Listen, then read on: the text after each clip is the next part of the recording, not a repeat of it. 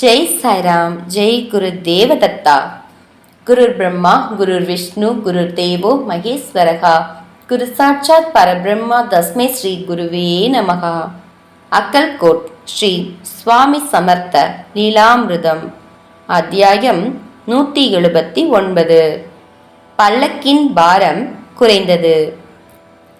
ஸ்ரீ சுவாமி சமர்த்தர் cath என்கின்ற ஊரிலிருந்து அக்கல்கோட்டிற்கு புறப்பட்டார். அப்போது பலத்த மழை பொழிந்தது. மண்ணுடன் கூடிய காற்று பலமாக வீசியது. ஸ்ரீ சுவாமி பல்லக்கினுள் அமர்ந்திருந்தார். அதை சுமப்பதற்கு 6 நபர்கள் நியமிக்கப்பட்டிருந்தனர். பலத்த மழை காற்று பல்லக்கு தூக்கிகளுக்கு மிகுந்த சிரமத்தை ஏற்படுத்தியது.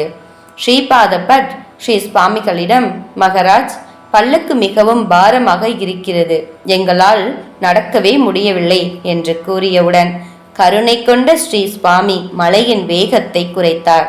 பின்னர் சேவகர்கள் ஸ்ரீ சுவாமியை ஒரு குதிரையின் மேல் அமர்த்தி அழைத்து சென்றனர். அந்த குதிரை மிகவும் சிறியதாக இருந்ததால் ஸ்ரீ சுவாமிகளின் கால்கள் தரையில் பட்டது. ஸ்ரீ சுவாமி, மகாராஜ், நீங்கள் பல்லக்கிலேயே அமர்ந்து கொள்ளுங்கள், ஆனால் பல்லக்கின் பாரத்தை குறைத்து விடுங்கள் என்று கேட்டுக்கொண்டவுடன் ஸ்ரீ சுவாமி வாய்விட்டு வயிறு குலுங்க சிரித்தார். பக்தர்களின் சிறு சிறு பிரார்த்தனைகளையும் விருப்பங்களையும் கூட நிறைவேற்றுபவரான ஸ்ரீ சுவாமி சமர்த்தர் பல்லக்கின் பாரத்தை குறைத்து அருளினார். மென்மையான மலர் அந்த பல்லக்கினுள் அமர்ந்திருப்பது போன்ற உணர்வை அனைத்து சேவகர்களும் உணர்ந்தனர். சேவகர்கள் அனைவரும் ஜெய ஜெய என்கின்ற கோஷத்துடன் கானகாப்பூர் வந்தடைந்தனர். அன்று அங்கு தங்கிவிட்டு அடுத்த நாள் காலையில் வாடி என்கின்ற ஊரை சென்றடைந்தனர். அந்த இடத்தில் அவர்களுக்கு உண்பதற்கு எதுவும் கிடைக்கவில்லை. மதியத்திற்கு மேல் கம்பை மாவாக அரைத்து ரொட்டி செய்து சாப்பிட்டனர். இருப்பினும் காய்கறி எதுவும் கிடைக்கவில்லை. மகராஜ், நாம் அக்கல்கோட் சென்று விடலாம், இங்கு கம்பு கூட கிடைக்கவில்லை என்று சேவகர்கள் கூறினர். ஆனால் ஸ்ரீ சுவாமி அவற்றை பற்றி எதுவும் தன் காதில் போட்டுக்கொள்ளவே இல்லை. சுவாமி, நாளை நாம் உபவாசம் இருக்க வேண்டியதுதானா என்று மகாதேவ் பட் கேட்டார். எதற்கு உபவாசம் இருக்க வேண்டும்? வயிறு முட்ட நெய்யால் செய்த இனிப்புகளை சாப்பிடலாம் என்று கூறினார்.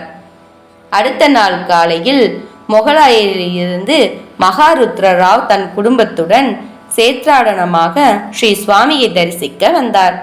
அவர் 150க்கும் மேல் இருந்த அனைத்து சேவகர்களுக்கும் உணவு தயாரிக்க ஏற்பாடு செய்தார்.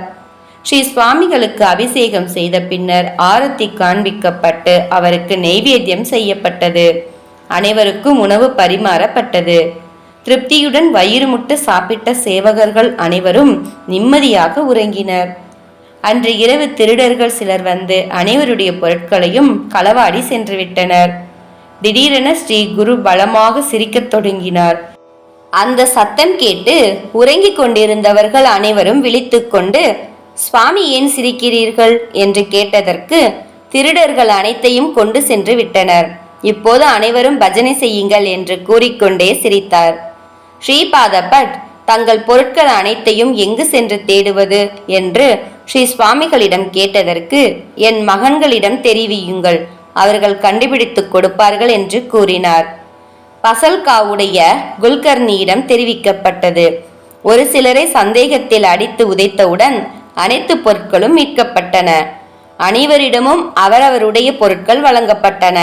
ஆனால் சத்குருவான ஸ்ரீ சுவாமி சமர்த்தரின் கட்டிலில் இருந்து பொருட்களை எடுத்தவர்களுக்கு தண்டனை எதுவும் வழங்கப்படாமல் அவர்கள் விடுவிக்கப்பட்டனர். இந்த பிரபஞ்சத்திற்கே தலைவரான ஸ்ரீ சுவாமி சமர்த்தரிடம் இருந்து ஒரு பொருள் கிடைக்க பெற்றால் அது பிரசாதம் அல்லவா? அவற்றை களவு பொருளாக கொள்ள முடியாதே. ஜெய ஜெய ஸ்ரீ சுவாமி சமர்த். ஜெய் சாய்ராம். ஜெய் குரு தேவதத்தா.